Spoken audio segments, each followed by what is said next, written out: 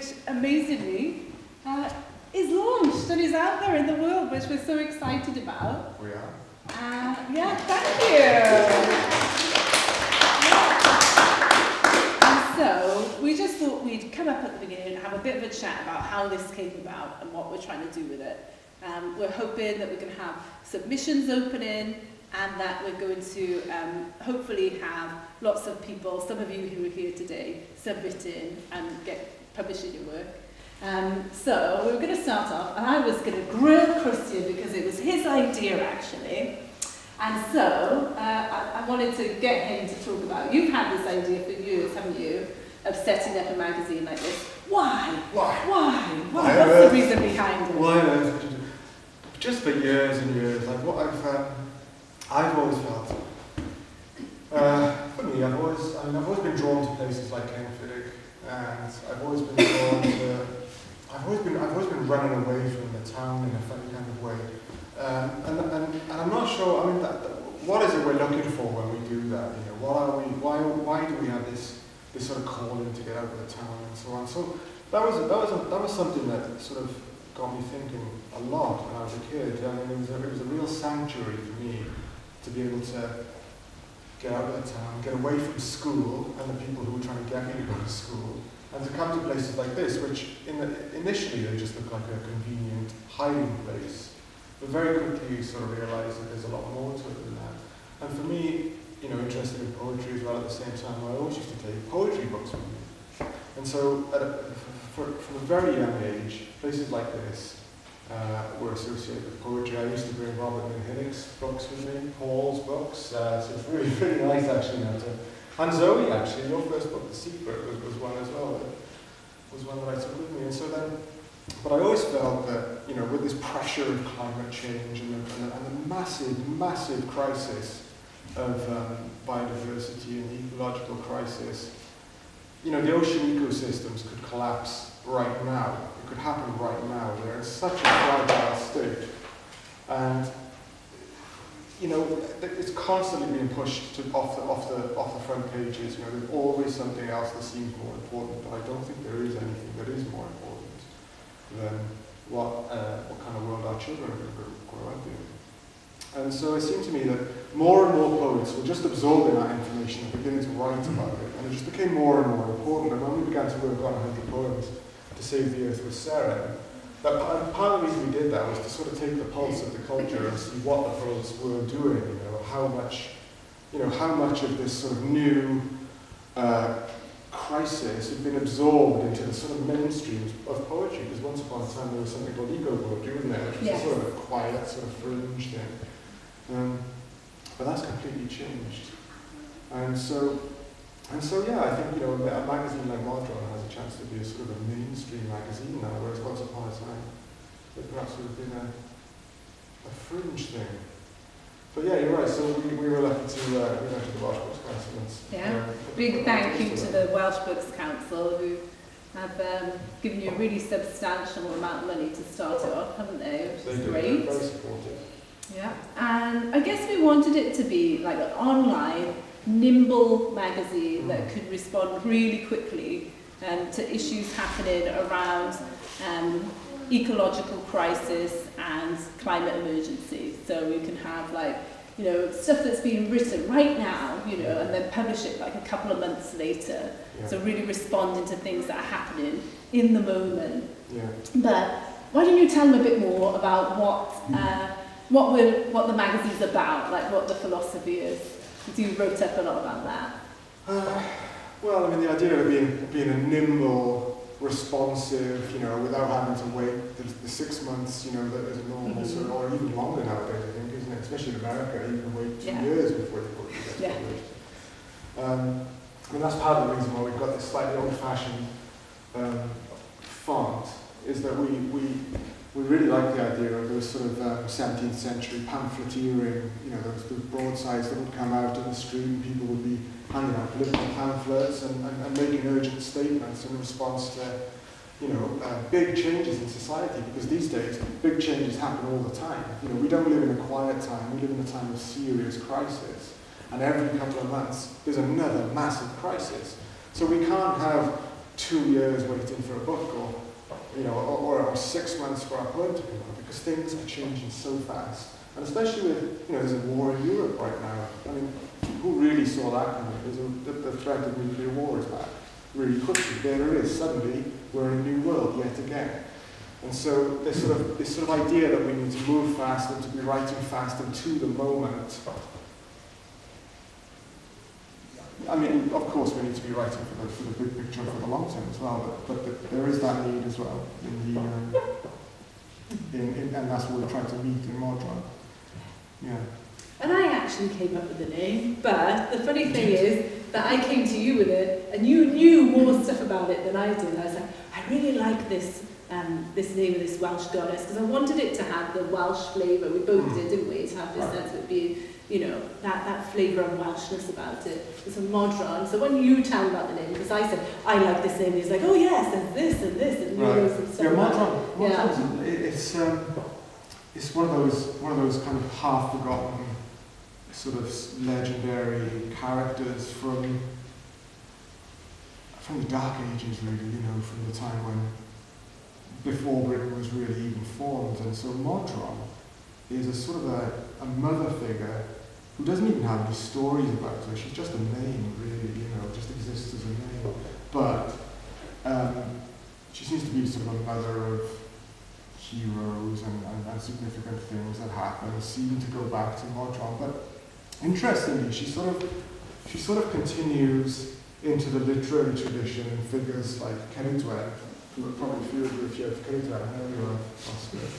And so Ceridwen is the mother of, she's sort of the mother of Taliesin, the archetypal poet, and that sort of witch-like Ceridwen figure. And Morgan Le Fay from the Arthurian stuff, she's the sort of half-sister, sometimes the lover, sometimes the enemy of this sort of political establishment. So when Zoe said, what about Modron? I thought all those things just seem to actually be quite resonant, to this sort of project. So we thought, yeah. So it worked, didn't it? Yeah. It worked out, I think. Yeah. So we really hope that you'll be submitting to us if you haven't already, or that you'll be reading it if you're a reader as well. We should name check that we founded it, and we've got a new editor on board as well, who's Taz Rama, who's behind the camera here, which we're really excited about. And Sian Malangaf David is going to be editing selections of poetry in Cymraeg, which is really great. And Glyn Edwards, who's a Saran poet, whose book is coming out in January, is our editor up in North Wales, to make sure that we're not too South Walian, that we're representing the North as well. So that's great. And we've got some great stuff, really exciting stuff for you today. First we're going to have a couple of readers. So we got Robert Minhinnick, then Taz Rama himself is going to read, and Paul Henry, some really, really excellent writers. After that, we'll have a short open mic. We've got a few people who signed up, so we'll have that as well. And then after that, we think we might go to the pub, honestly. We might go for a walk as well, since we're in this beautiful place. And we've got a whole day of activities planned for us, haven't we, in this gorgeous place. So we hope you enjoy it as well. So, shall we go ahead with writing about ecological issues for years? He's been, doing some incredible work in environmentalism as well. I'm really excited. He's got a new pamphlet out. Now, let me see if I got the title right. Is it Wild Swimming at Scarweather Sands? Is that right? Yes. Oh, yeah. So we're excited about that as well. That's coming out soon. Of course, he's been nominated for all kinds of awards. We're so lucky to have him and thankful that he's reading. Come on up, Robert, and read for us. We're really excited to hear what you're going to do today.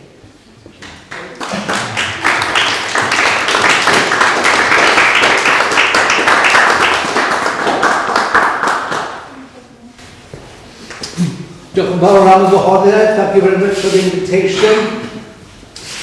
I can't stand here and not read this poem. It's called Fun and Wen. Right behind me appears, amazingly, Fun and Wen.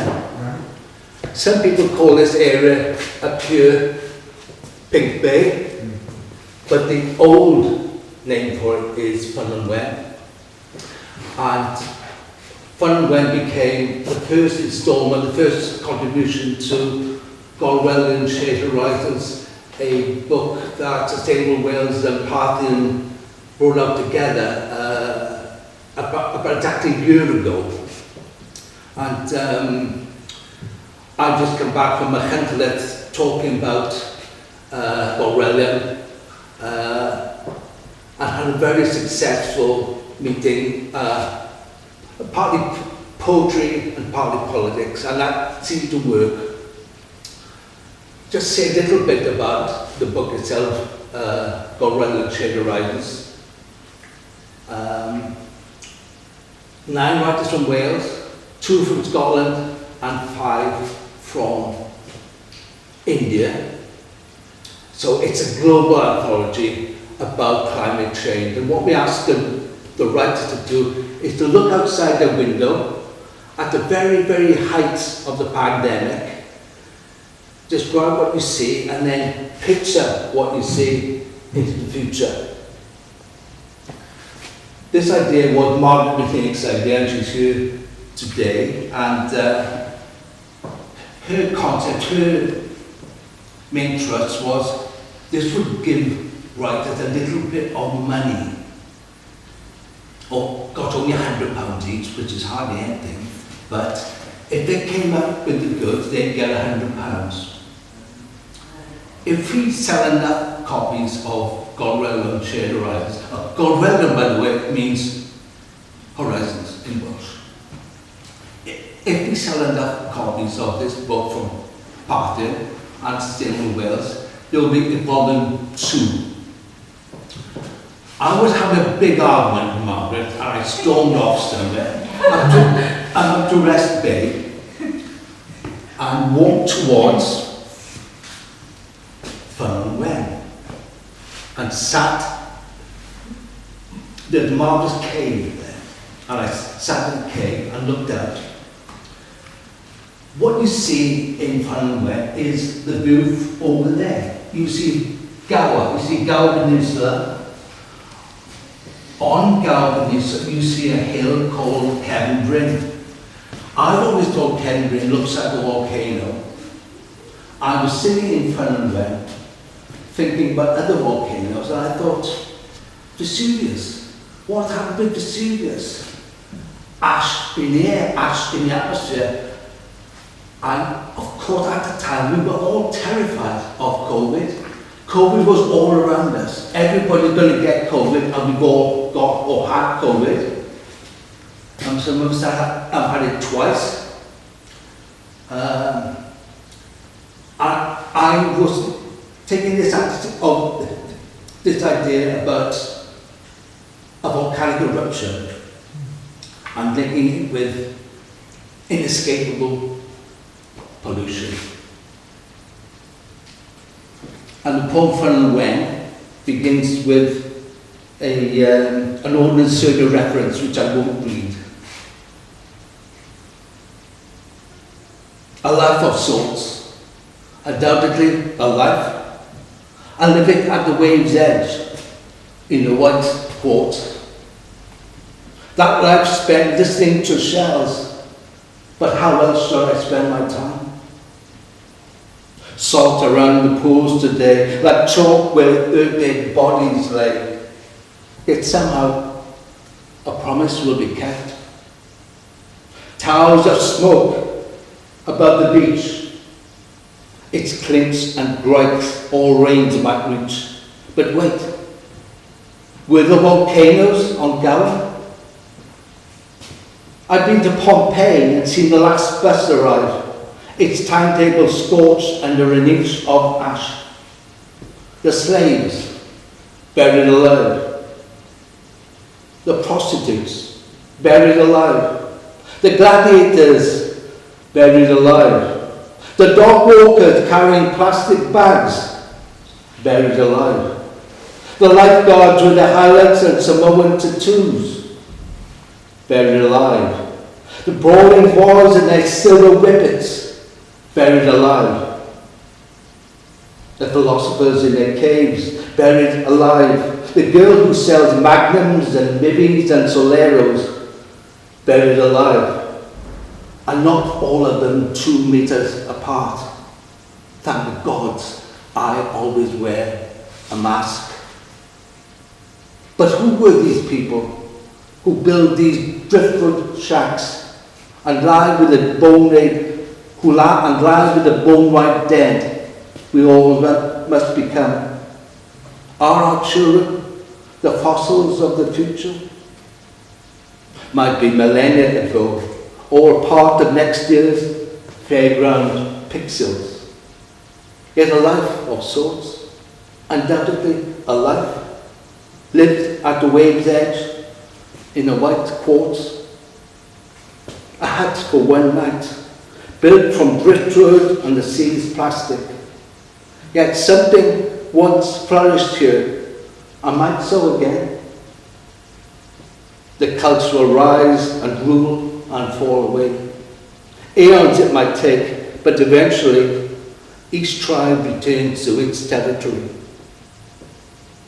Sandstone like blood under the sea, and veins of quartz that led me here. But who are these people building with sticks white as ivory? A life of sorts. Undoubtedly a life lived at the wave's edge in the white quartz. Now and then, and now and then, golf balls and jellyfish at fun on when, towers of smoke above the steelworks beach, or the scalding rain and burning light of the Vesuvian night. Salt around the pools today were like chalk where their dead bodies lay, and no way back until this driftwood reassembles itself. It sticks white as ivory, and we can all lay ourselves down amongst its terrible bones.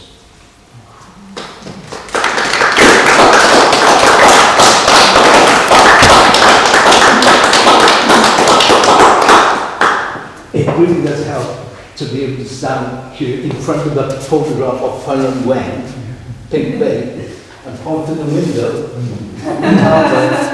and smoke and possibly Kevin Ring on Gower. It's all there for us, which is, thank you God for doing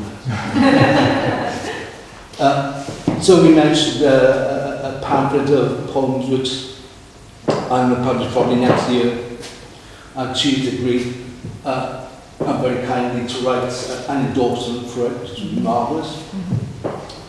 Fun and Wen will be part of that, and so will Good Greener Locks. Fun and Wen, if you come this way, or towards me, goes out the side, you come to a place called Good Greener Locks. And a lot of these 9 poems are about tiny, tiny places, about 10 or 12 yards long, these coves and inlets. And they've all got marvellous, fantastic Welsh language names. This one is Good Greener Locks.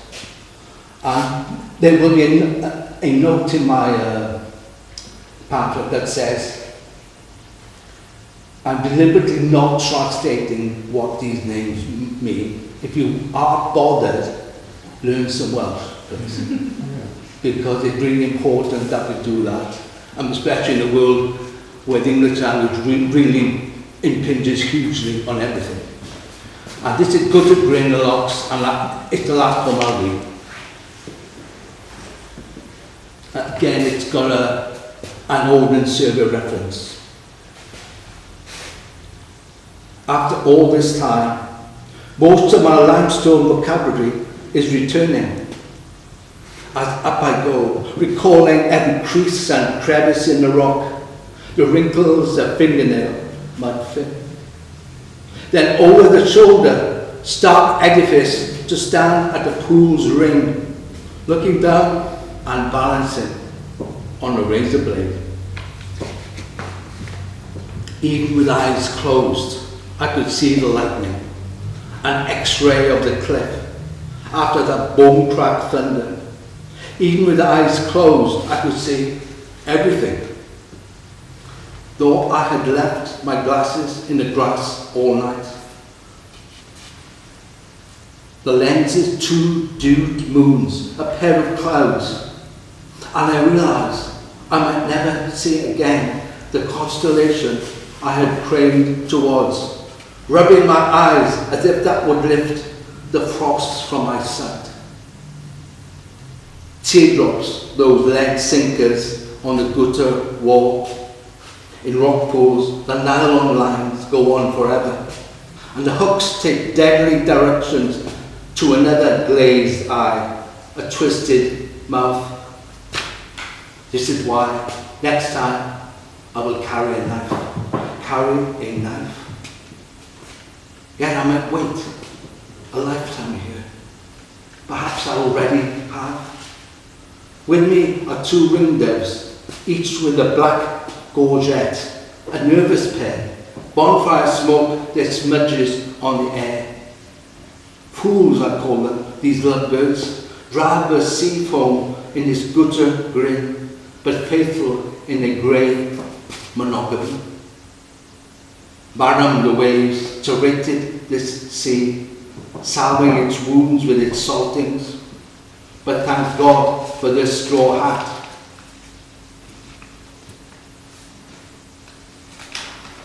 Time after time we fill it with sand to pour over the charcoal, still white. Once a child fell into such coals to leap from her own skin, that silver bag out of which she stepped, newborn, across the beach. This water's sure to be cold, but in I step, white-footed, the sand already swallowing me. There are whirlpools, white, while the moon tonight will float within this crevasse. Rise, water, rise. Yes, every atom, that's what was clear in the thunder flash. And I ask, why did it drive me mad? The dust, the dirt, the meteors of my mind. Because what I saw, you'd never believe. You wouldn't dare. But it was there, the August triangle with Vega, fat and blue, and all the vagrant stars rushing away from me. What could I do but embrace that ascension? Thank you very much.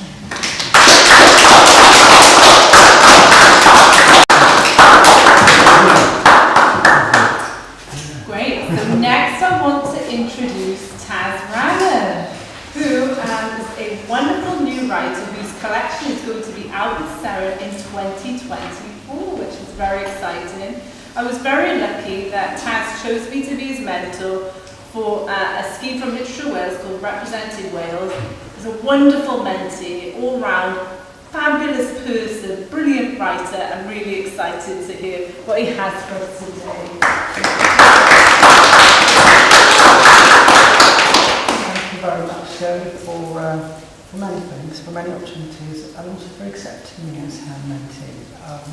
I'm also grateful to Question Day for asking me to be part of Modron, which I think is a fantastic opportunity for me to develop the climate side of kind of my thought process, because I am a nature writer. I love writing about nature, but you can't write about nature without addressing the peril that nature is in. And as part of that, I was in a wonderful climate change course at the Black Mountains over last weekend. Alongside, it was a very interesting cohort in that we had a specialist who came from Nagaland in India, whose PhD is about how to commune with tigers, and he's working on a conservation project about preserving tigers. There was a soil expert from Switzerland, and so he was talking about these new ways of eco-farming that's much kinder to the soil, and that sort of thing. And that really inspired me to kind of think of poetry poetry and writing in different ways. So I'd like to read the first poem, which is sort of inspired about the Black Mountains and the climate change, and also the nature in Black Mountains in Talca. This is a poem called "The Hills Are Forged with the Sound of Oberongs." Cicadas come and go like September. Meadow sweet brays boundaries of streams and goats. Sparrows rouge arches, daring apples to squeeze themselves. Hatch plums to snare rowanberries. Corn marigold dusk. The Ollandut's thrush longs to winter here, when the rest map Iberia, factor, cream, sun. Why drink this barefoot rain, this gust? A tent with 2 uprooted pegs coring the night is only a hint of salvages to come. If a scene could make up place names, I want to cramp with bodies who know how to caress snapdragons. Teeth rocks with hymns. Teeth rocks the way hymns carry stadiums down south. I have no previous here. We come, we go. Time is a polity scratched on a whiteboard inside the wood fire barn. Joseph had coughed the night, left early to compost Pembroke. Sahel back to snap Naga tigresses, floating in eyelashes, festooned with thirst. Lottie gone to feed bees Manuka. Even the hydrangeas have stalled in petals, shrinking to shed the weight of August shades who brought the sun. How should I sing lupine sighs of owls and tigers spouting rain? Mend a bridge for kittens, tawny, sooty, Eurasian. In thrush song, the males may remain in the previous season's territory. Clouds nape the tips of brown. I count 7 hills for 7 sisters. I want him to chew lines, press ravenous nails to contour moss, watch droplets spear talga, rival the borders of Brecknock.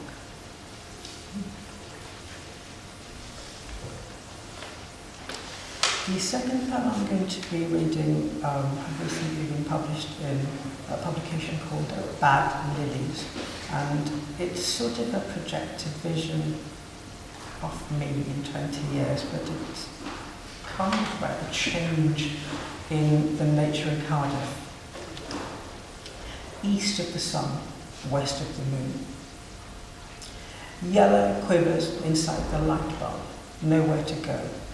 A room is filled in the slow limbic mimicry of curtains, wind-washing faces, bodies coiling, uncoiling, hands held, unheld, lips smeared in yellow, lips let go.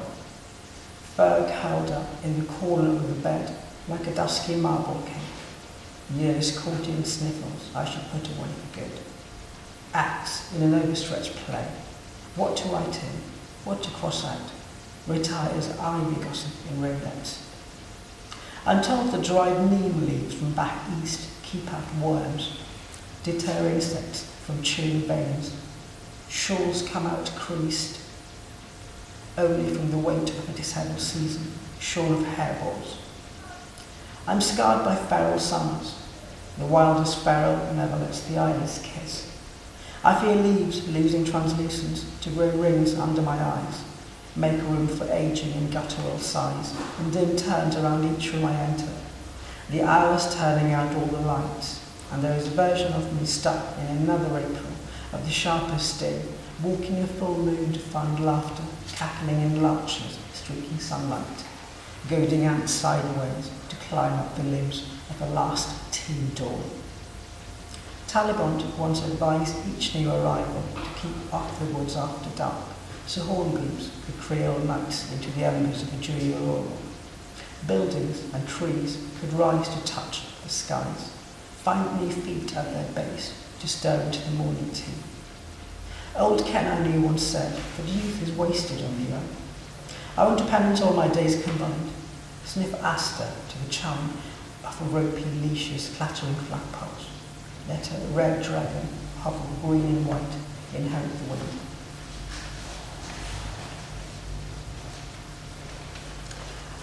The final poem to read is Ramadan, which is the Islamic month of fasting, and I've been observing for a spiritual reason for the last 7 years, but this is sort of my first attempt at writing about it.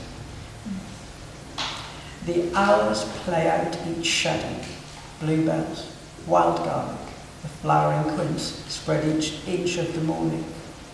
I measure their 360 turns, elongating, shortening, drowning the first hint of bumblebees. The clock wasps, amaral lashes keep tab on the lengthening minutes of the sun. I serenade each fly landing on thighs wanting to be exposed. I want to subjugate restless souls by lying still, splash savage wings in lacrimae, murmuring long violence, incanting the whole lunar month. This whole April, my merciful axe is a blade sheathed in bacchanal. Daddy Longlegs still forming, fit snug inside my half-glass, lent out to the wind. At the vertex of sun, I drew up a tramontane, a gust to fig-word my glands, quench each parch. The day done, at sunset I'm mad, certified.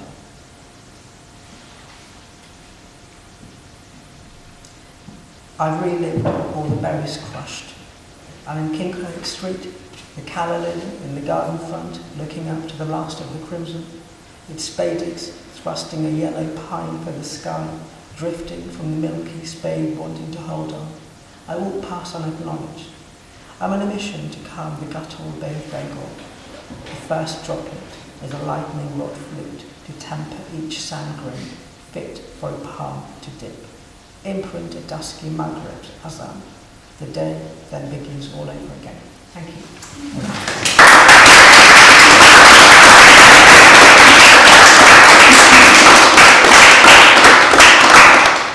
Well done, Taz. Really enjoyed that. And then our last reader is, of course, the wonderful Paul Henry, who I would say is one of our best Welsh poets, one of our best UK poets, actually.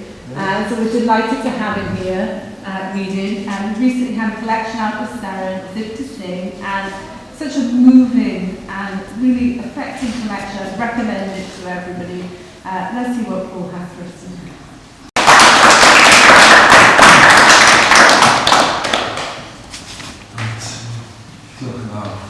And congratulations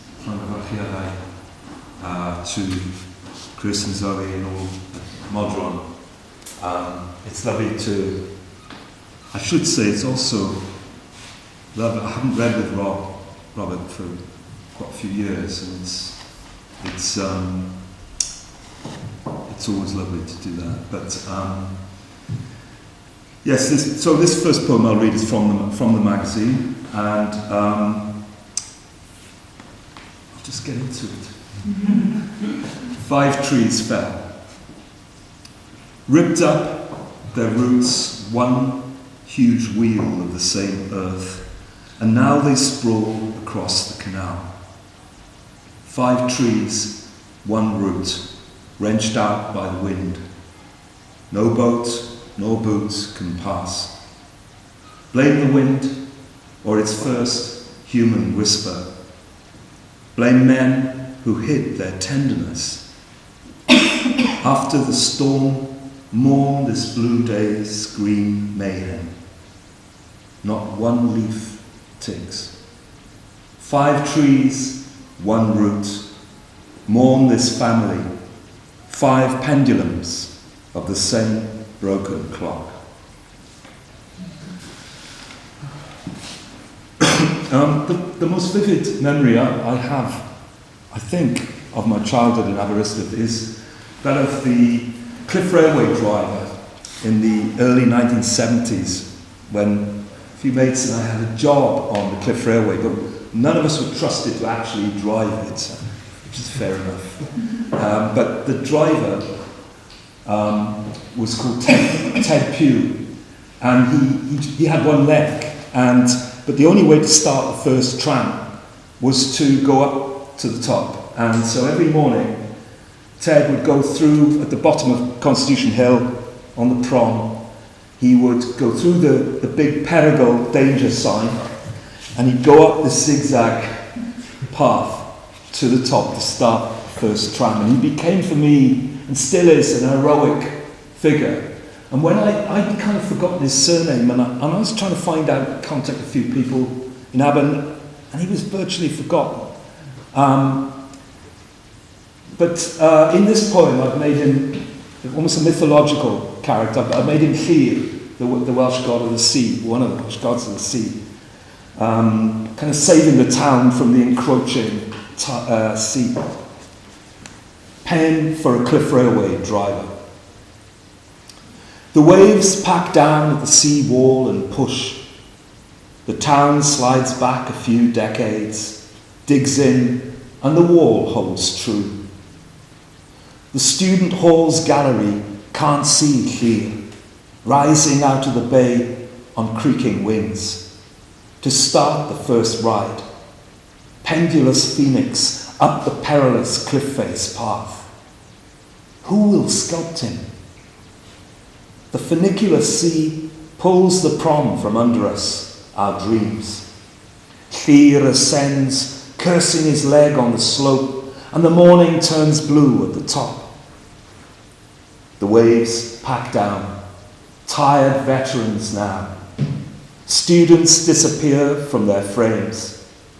Llyr watches over the town from his nest, tilts his driver's cap, unscrews his flask, raises a cup to victory and the pier. He knows the precarious balance of the tides, keeps his crutches near. The twin carriages rise and fall on their cable, pass in the middle, the town's dead and the town's living. The sun lays its track to the horizon. New waves whisper old lies to the shore. Llyr's passengers queue.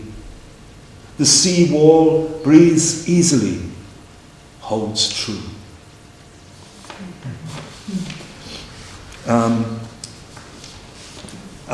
Finally, I'll read a new poem called Gwyneth Blue, and she's one of a few Modron-esque characters from my past. So, diolch yn fawr eto. Gwyneth Blue. I close my eyes and sing her name, shape her ghost on the air. The trees are begging for spring. One lane haunts another in Wales. This hedge lets in a saline wind, though it's been 50 years inland. The river's genie snags on a thorn on its way to the sea. Vague summers where time behaves differently. Finds her curled up in a dune, creaturely in her sleep, her breath shaping a ghost from a ghost. Gifting me a young man's pain, a brutal tide for a brittle shell. She has vanished again, returned to sand, the softness of dunes. And so these drowned songs surface in my ear, remember her. An abstract sail brings her near. The sea's stretch marks in the sand of a tawny ploughed acre, or a steep scree skyline where hawks surf bright clouds on the bluest day of the year. I close my eyes in a winter lane, and shaping a ghost from a ghost, sing her name. Thank you. Diolch yn fawr.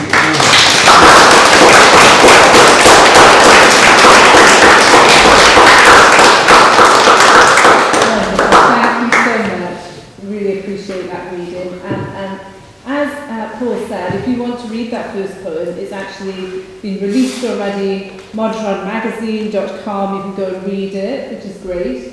Robert Winhinick's going to have a piece up in our next issue along with an interview, which we're excited about.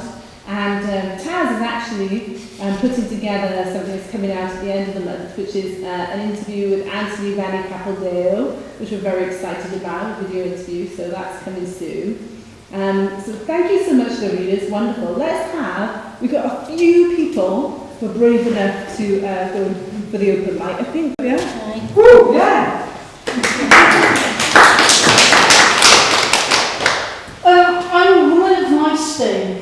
I was born in my state, I was bred in my state, and I live in my state. When I was a child, I lived in the absolute centre of the town. In fact, from my back window, I could see the shops and the town hall. My state is a beautiful valley, and its nature is fantastic. But as a child, I wasn't really aware of that, because my mother had a rule.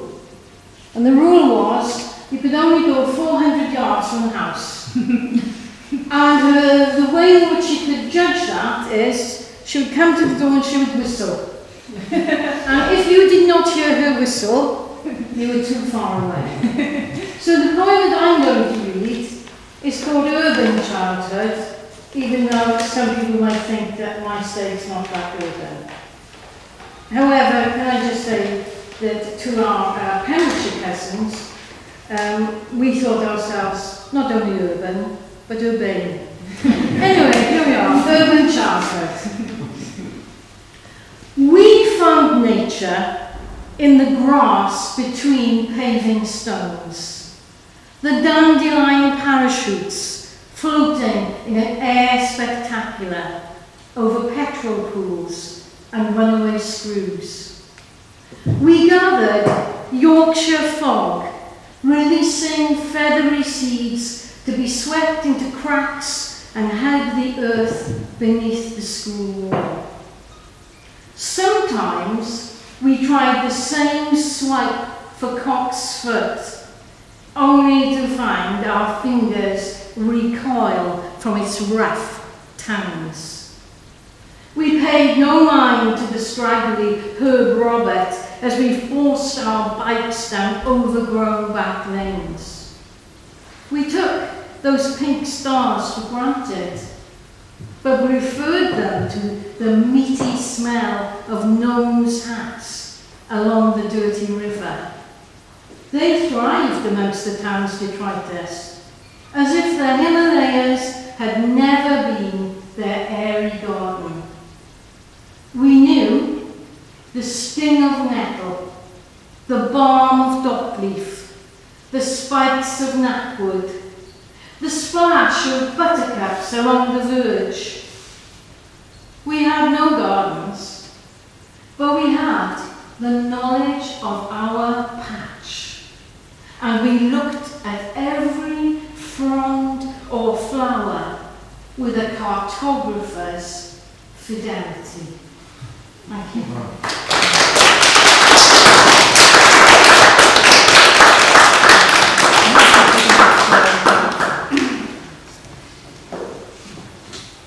Come on now.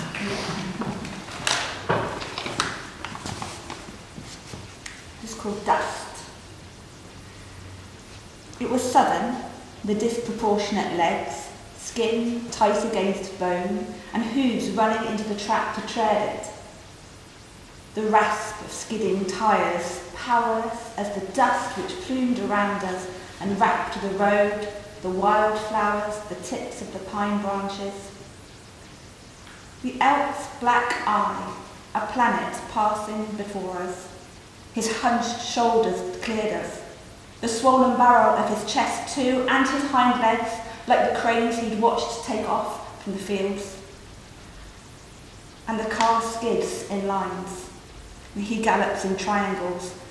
It reminds me of when you were 8 and we camped near Kidwelly. It was just us 3. Let's get firewood from the edge, we can toast marshmallows. Walking down there, it was one of those evenings you'd imagine people imagined when they said the good old days. You wouldn't hold my hand at the rail crossing. The sound of the train signal shoved every atom in me and shook it. Just run then, was all I could shout. I can't open the gate. Just hold on to that. It was sudden. The carriages, galloping in lines, skidding lines, powerless as dust, trains slicing through the galaxy, a planet passing through me, through the barrel of my chest, till our eyes met.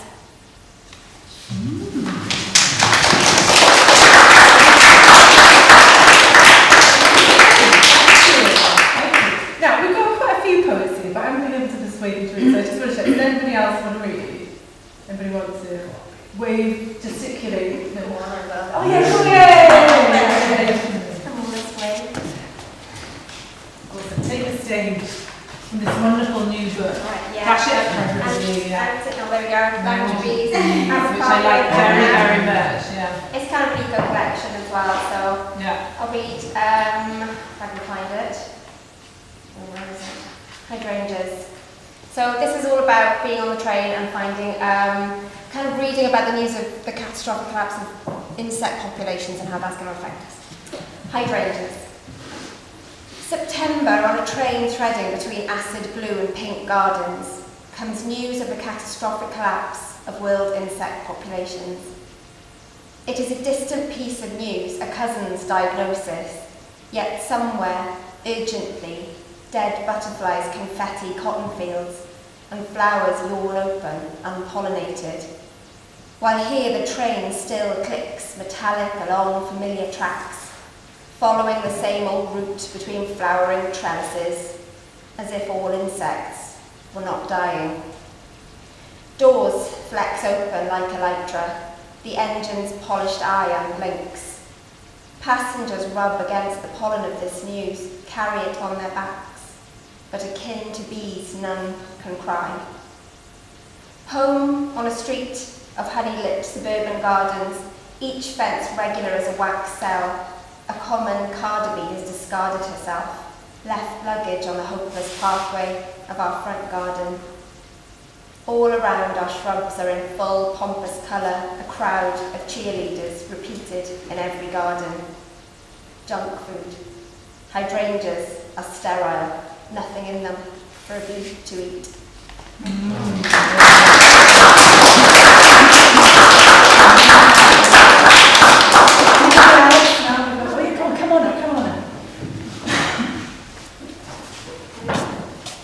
I'm Marcel, and I had some good news yesterday that I was Best the Net nominated, which was lovely. So I sent my mum the poem because it was about my dad, so I'm reading it off her phone because she's gone off on my daughter with my phone, so sorry for that.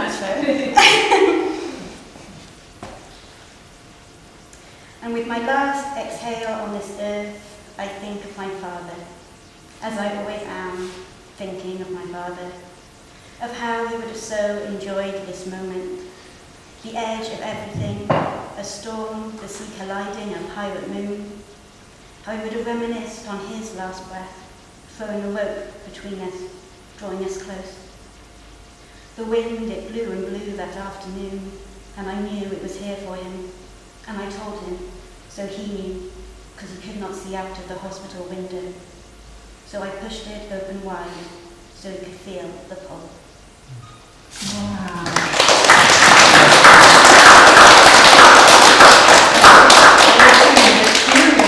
Thank you, very moving. And I was going to read a poem as well, before Christine gives the final thanks, which was in Magma Poetry Anthropocene. It's called Afterlife. It's not only a poem, but it's informative, because it's going to tell you all the things that are going to survive climate catastrophe when humans don't. So, very cheery, Afterlife. And the ginkgo tree stands in the shades of humans as it stood above the stegosaurus, trunks blackened, without leaves, without bark, still the roots hold. And the bullfrog's skin moistens, glistens in the heat, warbling and groaning as the swamp rises, the heat rises, the water rises, and cockroaches scatter from flashes of light, shivering antennae, taste kitchen grease, the tick of their hard shells squeezing through crannies. And the mud minnow nuzzles in pockets between ice and water, expands its gas bladder, slim slider, dappled with gold, taking miraculous breaths where no oxygen can be.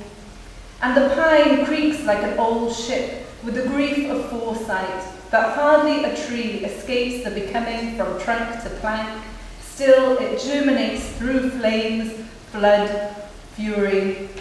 And the scorpion perambulates sand, each leg moving methodically forward, pincers sharp and poised, wide like open arms, stingers sprung.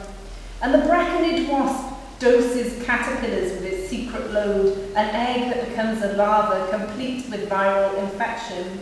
The host never knows, and the wasp just waits with black and red body, the bulb of its head, wings folded neatly, its narrow waist.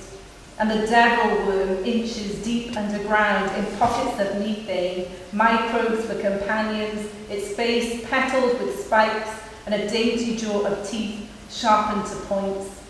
And the fruit fly polishes its forelegs, rubbing them together like tiny hands, inevitable its reproduction, 500 eggs a time, adulthood in a week.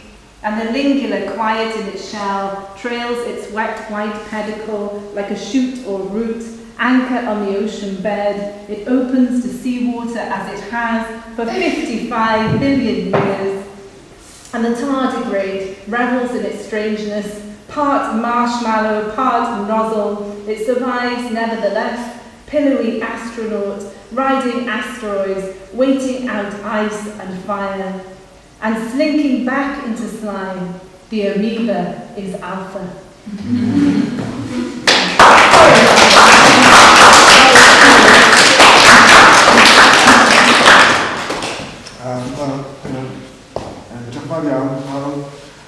Thank you very much for coming.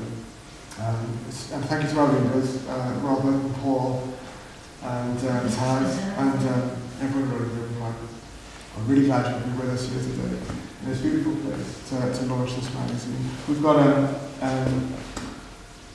our next instalment is going to be an interview with Leanne Wood, which is coming out on the 3rd. Leanne, a bit polarising, but But she's talking about something important. I was going to say that she's just started a new job, and that's really something to look out for. So that'll be out on the 3rd of October, and then on the 6th, which is National Poetry Day, there's another instalment being published, which has, I think, Pascal Petit. And you can join our mailing list online, and the final instalment will be on the 31st. So keep an eye out for that. Thank you everyone for coming. We're going to go for a walk now down to the pool, I think. Yeah, we might go to the pub as well. We might even go to the pub, so you're all welcome to join us, and we hope you do. And thanks again for coming. We're very grateful to you all.